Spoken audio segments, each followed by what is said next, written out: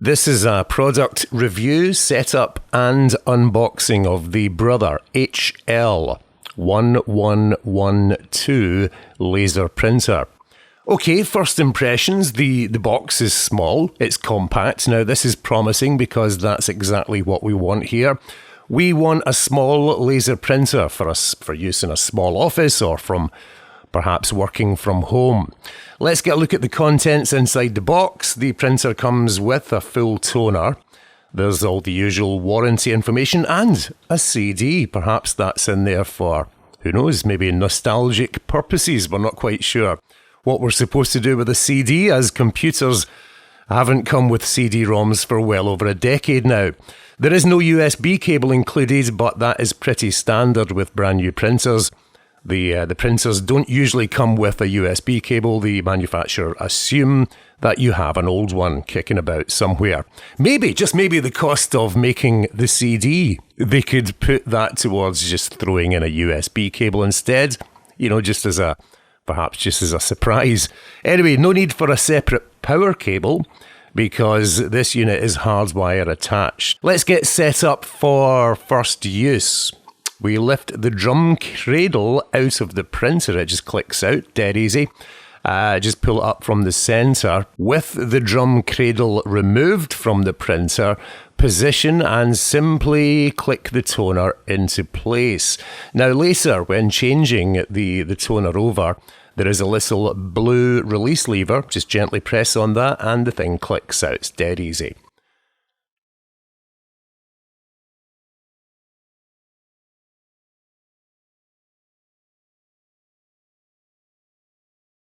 Okay, sizes, dimensions. Now, if I told you the unit was 340 by 238 by 189 millimeters, you would probably thank me for just sitting the thing next to a can of Coke to show you better just how small and compact this unit is. This is not product placement.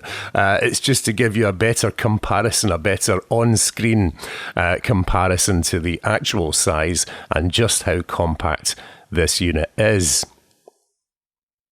Let's get the printer installed. Now I'm searching for Brother Support UK. You do the same, whatever country you are in, Brother Support and your country. On the Brother website, we go for support. We go ahead, enter the model number. We go for download, choose your operating system. This printer has support for Windows, Mac, and has Linux support as well. We're on Windows, we'll go ahead and download. Now it's worth mentioning those install discs that you get with the printer, you know, the ones that are redundant in there for nostalgic purposes, if you were to put that into a computer that was connected to the internet, the first thing the disk does is looks online to download the newest driver anyway. So what we do is we skip that, we bin the disk, and we go straight for the support site and download the latest driver from there. Of course, if you are on an offline machine, you will have to use the disk. Okay, here's a top tip when installing a printer, any printer. Do not connect the USB cable to the back of the printer until the installation wizard asks you for it. What will happen if you do on Windows? Windows will think it's being helpful. It will go ahead and install a compatible driver. We want the correct driver for this specific device, not one that Windows thinks will work it. So we want the one from the manufacturer. We run the install, wait until it asks you on the screen to now connect your printer with the cable, and at that point, we plug in the USB cable. It's going to complete its installation. Doesn't take long, only a minute or two. Okay, let's fire up for first use. The power button, you have to hold it for about a second until the lights come on. Paper is front tray loading. Open and expand the paper catch section. It's a twofold thing at the top. Let's send a print job to the printer, see this thing in action. I've got some bingo tickets to print out for a charity event, so let's run these. Now the speed is good, noise isn't too bad, and the quality, I've got to say, is very, very good. ppm means pages per minute. The manufacturer claims that this model can print up to 20 ppm.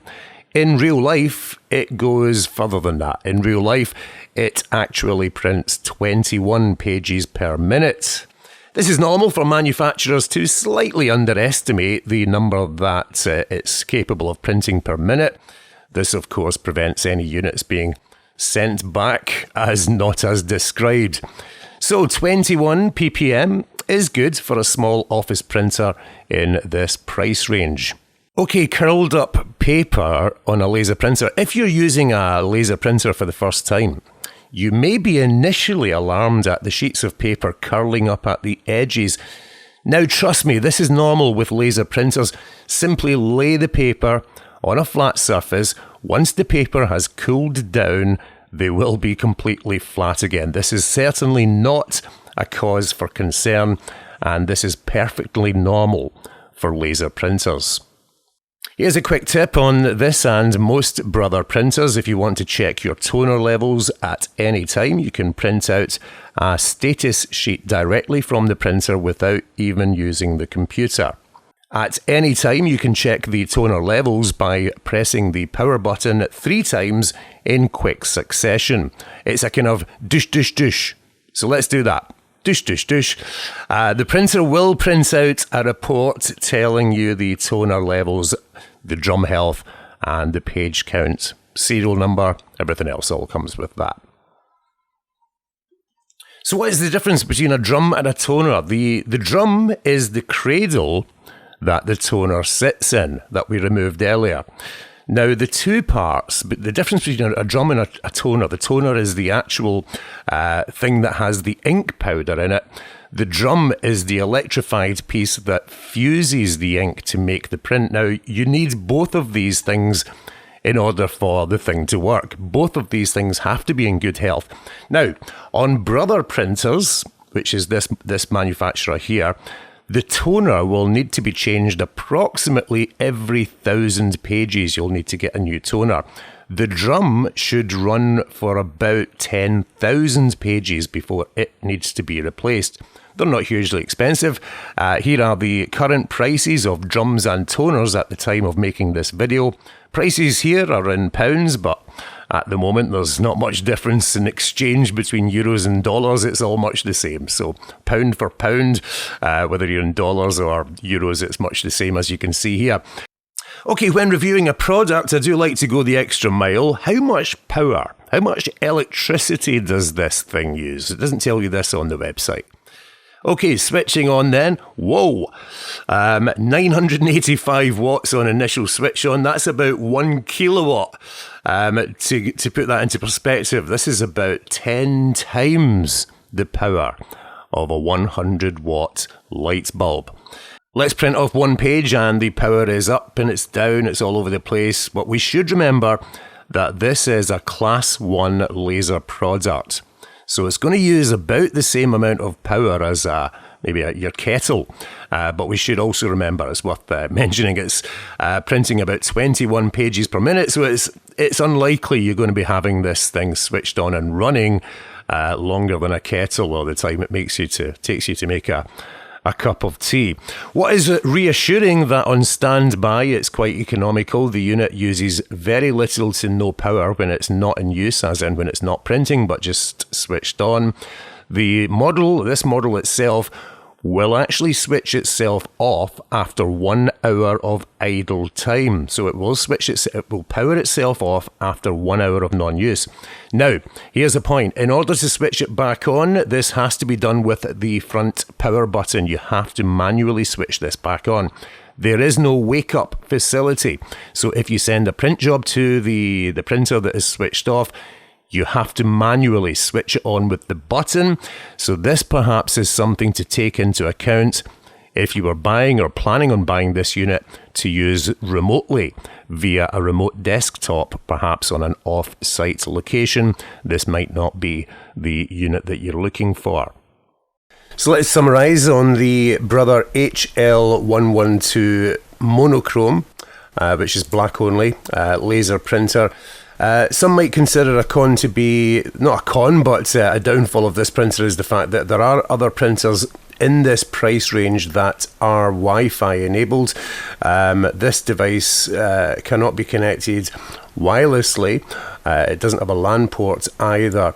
Now, the drawback of this, of course, if you plan on printing from a smartphone or an iPad, you would firstly have to set up printer sharing on a computer or laptop that you were using in the office, and that device would have to be switched on if you wanted to print wirelessly with a handheld device.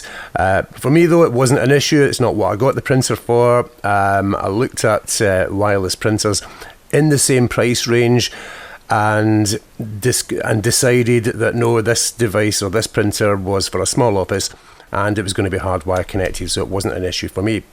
The front-loading tray, the paper goes in the front-loading tray. With some higher-end models or more expensive models, the paper goes in and the tray slots inside. Because of the compact design of this particular model, some might see this as a drawback because you're going to have to plan whereabouts on your desk, although the device is incredibly compact.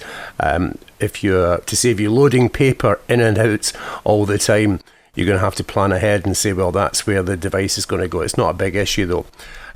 Some of the benefits of this printer, the things that I really liked about it, it's economical. I compared this carefully with a lot of other printers in the same price range, including other Brother printers. I've always shied away from Brother printers for years.